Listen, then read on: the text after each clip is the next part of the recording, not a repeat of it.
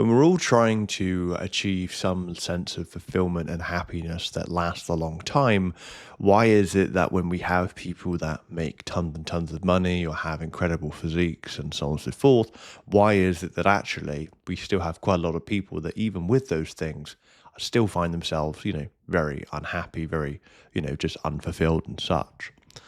And I'm coming to realize more so that if I want to, I can make my life a living misery because I feel like everyone, again, like I think we all have our own perception of, who we are and effectively, the story we tell ourselves.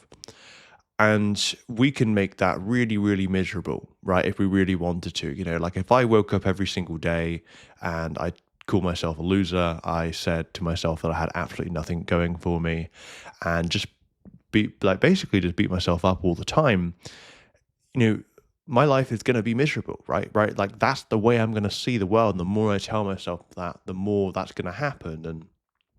And and for example, if I would and when I was back on social media and consuming a load of content, comparing myself to other people, I would see all of the things that I didn't have. I would, pick up loads of insecurities, and I started just living that life, never feeling good enough.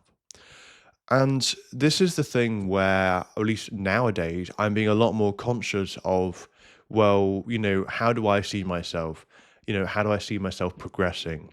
And just realizing that, look, I understand it's, as a guy, it's good to be hard on yourself sometimes. It's good to actually ensure and take a very realistic stance on the world and say, well, look, am I where I want to be? Am I the person, that I want to be? Have I been slacking? Have I really been turning up the way I should be?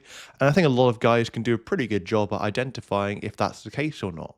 However, at the same time, we can also put very unrealistic expectations on ourselves, which, if we do it short term, it may be okay. Maybe that can give us the extra boost of drive. But I think sometimes long term, it's like, if you're waking up every day and your life just feels, miserable and you feel drained all the time and just never good enough, it's like, well, quite frankly, this is the life you're living.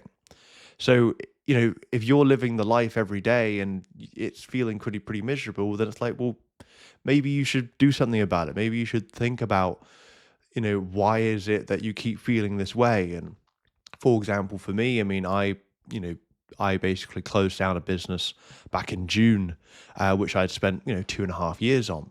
And frankly, I didn't like it. And, in June, I also started, this YouTube channel, or around then.